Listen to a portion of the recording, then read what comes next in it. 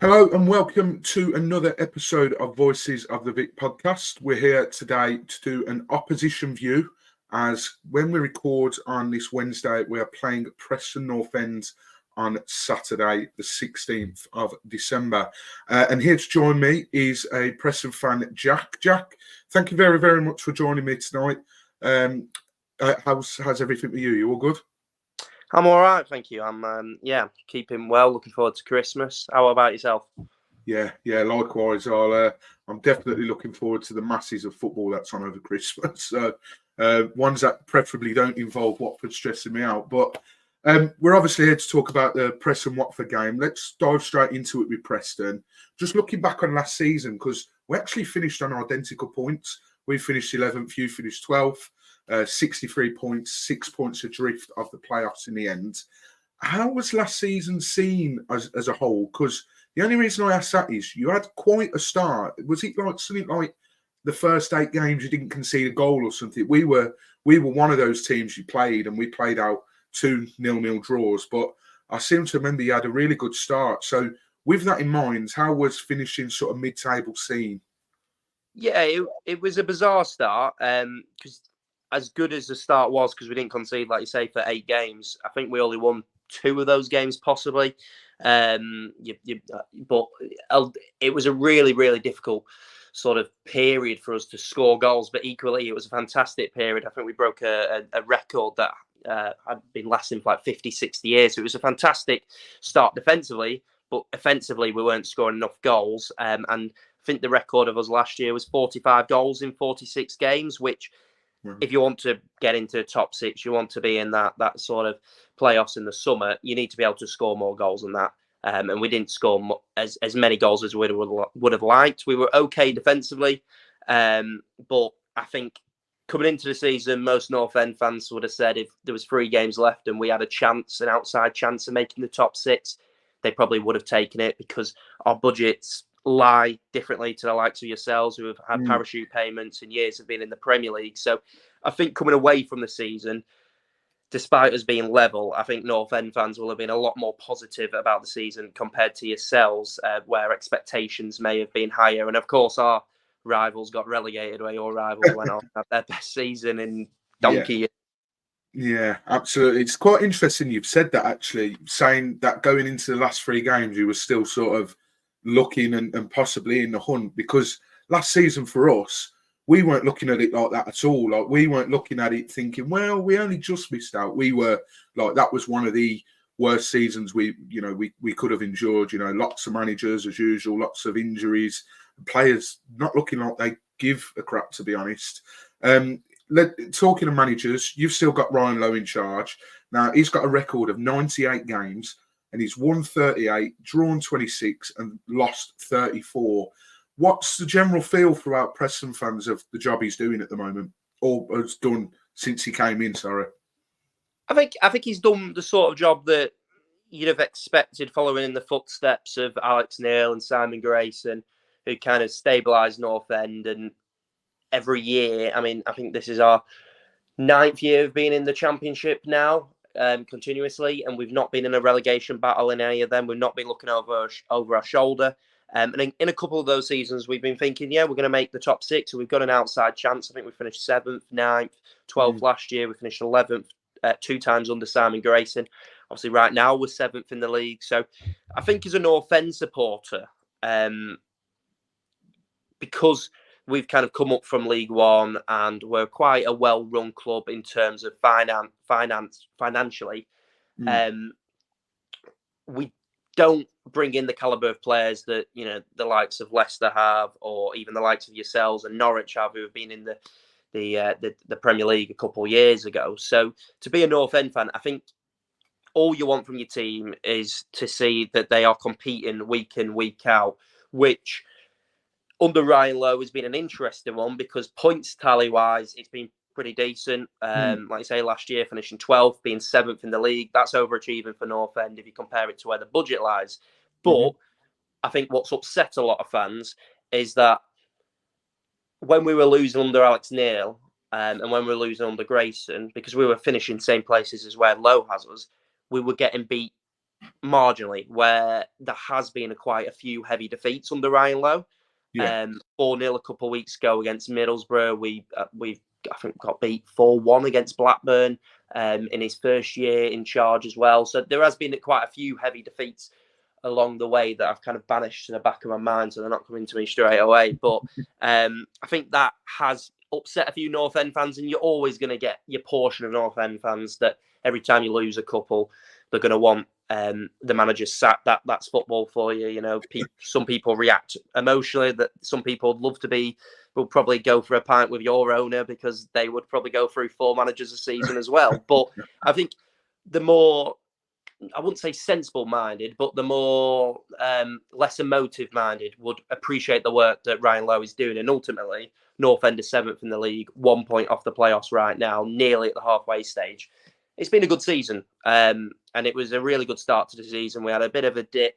We won last night. So Ryan Lowe is pretty well liked at North End, but I think it's fair to say that perhaps he isn't as well loved as maybe some from the outside looking in would think he would be loved, because we aren't performing to the certain level every single week. We're scabbing a lot of results. We're getting beaten heavily at times, but at the end of the day, you get judged on results, and we're 7th in the league, and that's good for North End. Well, absolutely. That you've sort of answered the next question, really. You know, you've, from the outside looking in, you have started the season well. I know you said there's been a couple of hefty defeats in there, but you know, you won last night, as you say, against Huddersfield. You're 7th place, just a point outside the playoffs. In terms of, you've mentioned how the last few seasons, you know, you've come close with the playoffs and everything else. What's the sort of feel around the camp in terms of expectation for this season? Are you happy to maybe finish just outside the playoffs again? Do you want to make that step further and think, no, you know what, why can't we go and compete in the playoffs? Or what's the feel around where you want to be come the end of the season, realistically? Well, Peter Ridsdale, who basically runs the club, kind of came in a couple of weeks ago during the international break and said that the first target is always survival, which is fair enough. I don't think anyone's ever thinking, you know, let's get 21st, 20th. But the first thing is survival, because, you know, we're not one of the biggest spenders in the league. But I think other than maybe the first 3 seasons that we've been in the Championship, the 2 under Grayson, the first one under Neil, I'm pretty sure every fan's expectation will have been, let's be in and around mid-table towards the periphery of the playoffs. No, if we get top 6, it's a fantastic season. We haven't been in the Championship playoffs since Alan Irvine 14, 15 years ago. So it would be a massive achievement for us to get into top 6. But just to be in and around there, you know, be between 14th to 7th and going into the last few weeks of the season, you've got a chance. And that's what Neil always used to say. If you're in and around the playoffs when you come up to March and April, then you've got a real chance. And I think that's the expectation, that the hope is top 6. You're unlikely to get top 2. But we're not expecting us to be in the bottom 8 of the division. We do have a decent calibre of squad of players now, but I definitely think that the expectation is probably mid-table and try and get as close as possible to the top 6, and then anything can happen. Yeah, absolutely. You mentioned there, you know, you've not been in the playoffs since under Alan Irvine. I remember the season that we went up in 05-06, the playoffs was Watford, Crystal Palace, Leeds and Preston. Quite a while ago now. So it'll be interesting to see how you do from the outside, because for me personally, I always love to see a team that you don't quite expect to get in the playoffs. A few seasons ago, it was Barnsley under Valerian Ismail. And you guys have sort of been knocking on the door. So hopefully someone might answer this time round, but hopefully we sneak in there as well. But in terms of Preston against Watford then, I know the last season, 2 absolutely bore fests, 0-0. Have you got any memories of any games between us that sort of stick out, or have you sort of pushed them to the back of your mind as well? Because granted, I'm trying to think now. Maybe I have to go back quite a few. Well, in fact, maybe in lockdown for me was probably. But for yourself, have you got any that stick out? Well, it's funny you say that the 2 0-0s were bore fest, and they were, admittedly. But I always say one of my favourite memories as a football supporter, as a Preston supporter, is watching that home game, because I went in August to climb Kilimanjaro, and we've gone to Tanzania, and this is before we've climbed, so like the day before, and it's a 3:00 kickoff, wasn't it? So it wasn't on TV. So if you're in England, you can't watch it. Yeah. And we're thinking, oh well, we'll just go to a bar, and I'm sure they'll get like some dodgy stream for a Premier League game. And one of the lads, we're all North End supporters. One of the lads is like, no, we'll get Preston Watford on. So we've gone to this Tanzanian bar, and like it's a real like sort of poor sort of bar. They can barely speak English, but we're like showing them the badge of Preston Watford, and like they've brought in like a whole new TV. They're plugging stuff in, and somehow about 10 minutes late, so 10 minutes into the game, bloody Preston Watford's playing in this bar in the middle of Tanzania, where there's about 200-300 like Africans there. We're all with them. We're all watching it, like all having a beer, all having a laugh, like chatting to a few of them. And we're watching Preston Watford instead of all the Premier League games that were on. So the main game that was on, Preston Watford. And I don't think they were inviting us back because, like you say, I was going to say, yeah. I wonder if they've shown any Preston or Watford since, but that is absolutely brilliant. If I ever go to Tanzania, I'll be sure to pop my head in, and hopefully he'll stick the game on. Yeah, like I say, last season for us especially, I think like I mentioned at the start, we were one of those games, the 8 games where you didn't concede. So I certainly felt like it was very much right. We're on this run where we're not conceding. Keep that up defensively, sound, no problem. But I felt like it was almost like Ryan Lowe had sort of said to the players, shoot on sight. There are very long-range efforts. We had Raymond who's now playing God knows where in some European country, who missed an absolute, belter of a chance. And then the home game as well. I think the home game was one of the games where I think Slaven Bilic, that was the first sort of one where murmurs were that he was going to be sacked, or he might have been sacked after that. I'm not sure. As you can imagine, I lose track when we sack managers quite. In terms of Watford's at the moment, we lost last night narrowly to Ipswich, and we're sort of doing similarly in terms of points per game, etc.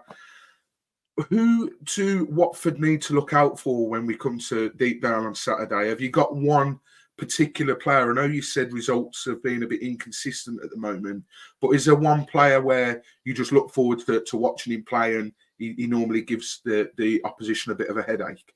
Well, the man that stands out is our captain, Alan Brown, who's been with us, I think, 10 years now. Basically a one-club man. He joined us from Cork City in 2014, so he's coming up to 10 years in January when he joined us. And he's dipped in and out over previous seasons. His probably best spell previously was when he was playing behind the striker, and he had Hugh Gill in front of him, Callum Robinson on the left, and Aidan McGeady on the right. But this season's probably the best version of Alan Brown we've seen. He's kind of taken the mantle. He's kind of taken that leadership role. He's playing with more energy than ever before. In a lot of games this season, when we get the best out of him is when we're playing him higher up as well. And he's playing like a man possessed at times. He got our opening goal last night. He could have had 2 penalties, 2 goals within the first 10 minutes. He's just an absolute engine. He never stops running. He's really energetic. He's not the greatest. I'm probably doing a bit of a disservice there by saying he's not the greatest on the ball, but he's not the sort of player that, is going to keep hold of it and retain it. He's one of those that when he gets on the ball, he drives forward, maybe a bit of a old school sort of Frank Lampard. He's got that engine. He's a box-to-box player.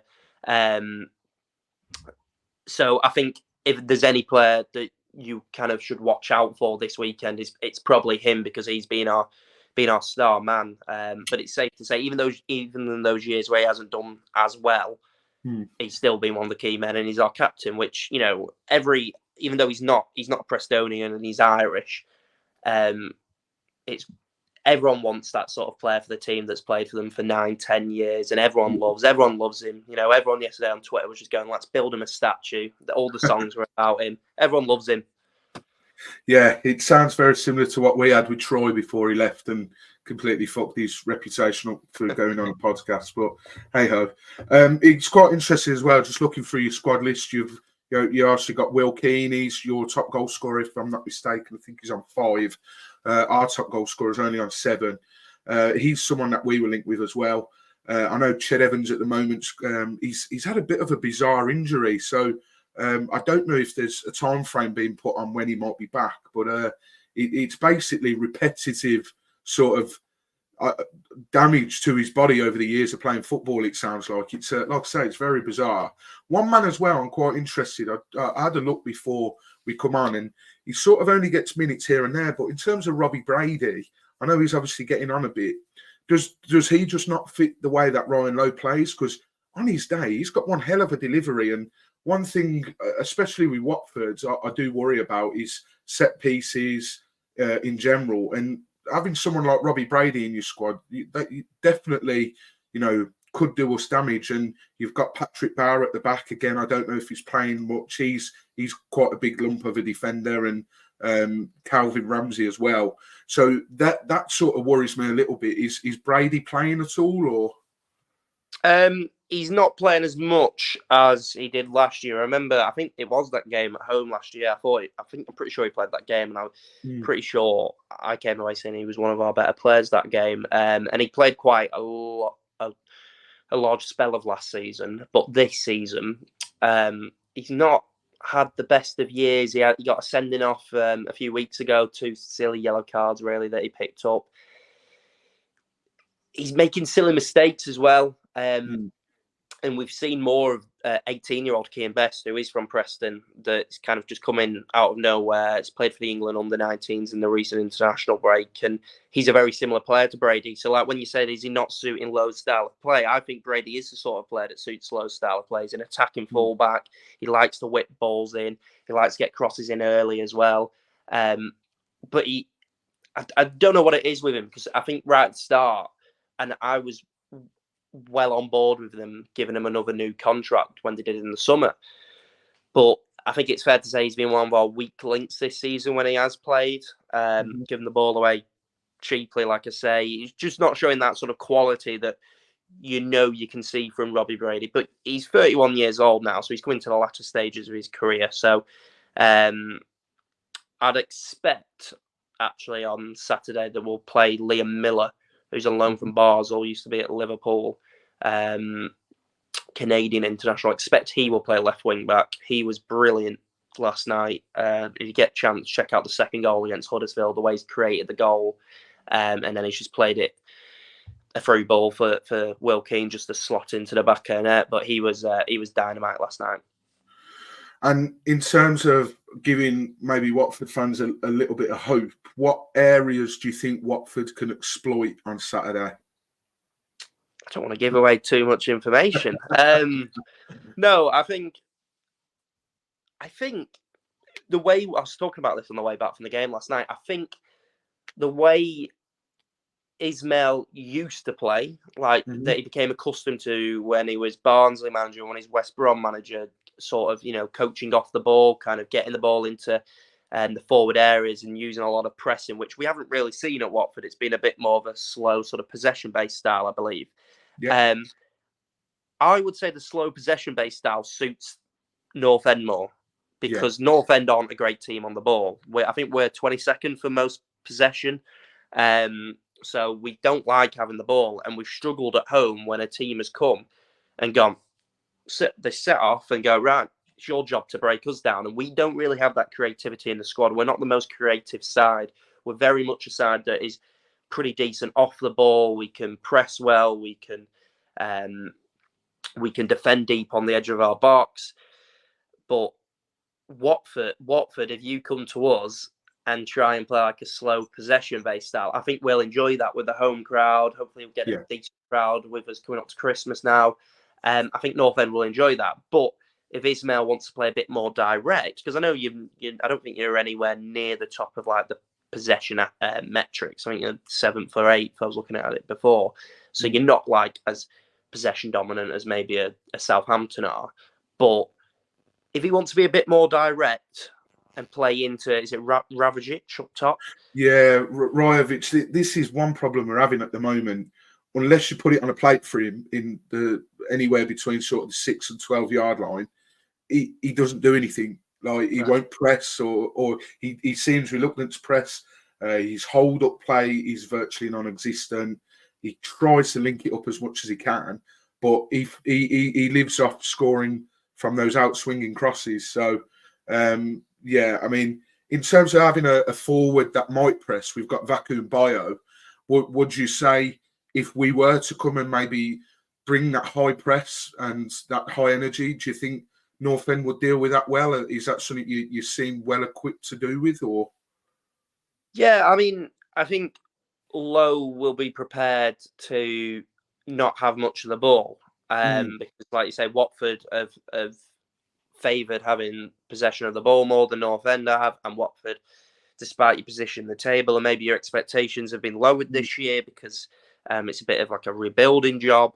Yeah, I still think Lowe will think a draw at home against Watford is a good result because you have some quality players in that starting 11, and man to man, if you are picking out who costs more, who's on more wages, or who's played at a higher level, Watford would beat North End in, I imagine, a good 8, 9, maybe 10 or 11 man-to-man positions if you're comparing the two starting 11s on Saturday. So I think Lowe will be prepared to sit off.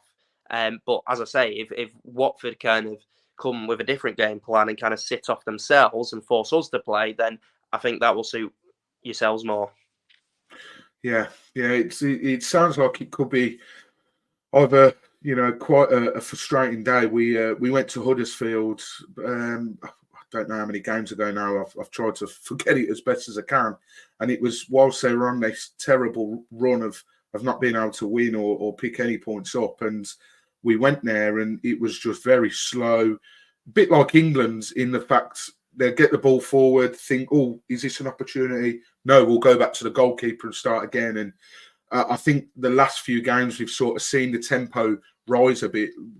Narrowly lost to Ipswich, who one hell of a team. I think them and Leeds so far, who we've faced, I think they stand out for me. Leicester, for me, just didn't do it for me. I think the reason that they are where they are is because of the quality they've got. They can afford to be shit because they've got the quality players. But we definitely went toe-to-toe with Ipswich, which a lot of teams would absolutely take, and we were very lucky to come away with no points. But it sounds like it could be quite a frustrating day, and Watford don't travel well. We beat Hull away recently a couple of weeks ago, and then we beat Swansea away, I want to say in November. I could be wrong, November or October it was, and that was our first away win in 297 days. So we really don't travel well. So it'll be interesting to see how we're going to set up, because last night was evident as well that we need to ring the changes because some of the players look absolutely knackered. Now, we usually finish by asking for a score prediction. So, firstly, are you going to the game on Saturday? I wish I was. I'm going to Mexico, so I'm actually it's a 10-hour flight. So I was asking I'm going with my girlfriend, and I was asking her whether she thinks there'll be any Wi-Fi on the plane, because on these like long distance flights, I know sometimes they do have like Wi-Fi or whatnot. And she was like, "Why? Is it to watch the football?" And I was like, "Yeah, or just keep following the score." Well, I just want to keep following the score, because, like I say, even though I work sometimes I work on a Saturday, so I can't get to all the North End games.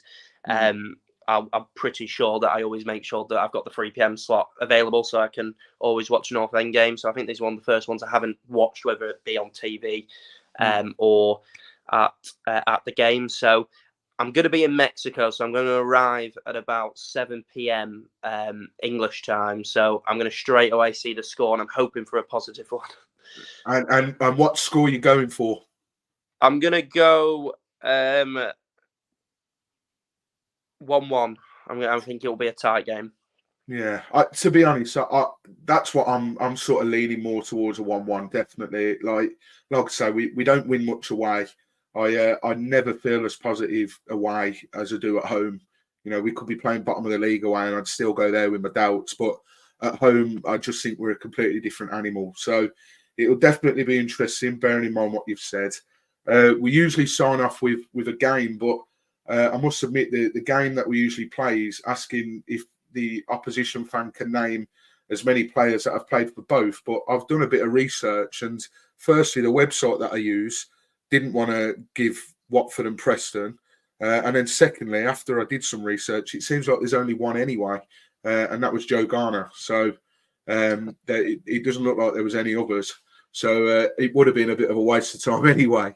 But I really appreciate you coming on tonight, Jack. Like I say, I wish you all the best. One of my best mates from Birmingham's a big Preston fan, so I've always had a bit of a soft spot for Preston North End. And other than the 2 games, I really hope it goes well for you guys this season, and maybe it won't be too long before you're knocking on that door for the playoffs. Thank you. I appreciate that, and the same to yourselves. And I hope that Valérien Ismaël gets the time at Vicarage Road, unlike so many before him. Because I'm a manager lover. Like I'm obsessed with football managers, and Watford for me are the most infuriating club to follow because as soon as you go on a bad run, it's like, right, chopping axe, and it's like. And even Ismail's not doing that great of a job this year, but it's nice and it's refreshing to see that he's getting a bit of time, a bit of stability, because that's what you desperately need. Absolutely, and considering the amount of sackings in the Championship so far, and we've not been one of them. So hopefully, he knows that we know that there's a rebuild on the go, and these things take time. And it looks like we're giving him the players he wants to suit his style of play. And we're giving him the time that he needs. And if there's going to be a bad run of results, let him ride it out. And hopefully we'll reap the benefits from that. But appreciate you coming on tonight. And thank you guys for watching this video. Remember, if you like it, don't forget to drop a like on the bottom of the video. Don't forget to hit subscribe as well. And leave us a review on Spotify and Apple Podcasts as well. But we'll be back on Sunday. I don't know who yet. We'll have to decide that. But like I said, myself and Cam are going to the game, so it might well be myself and Cam. But we'll be back on Sunday to review the Preston North End game.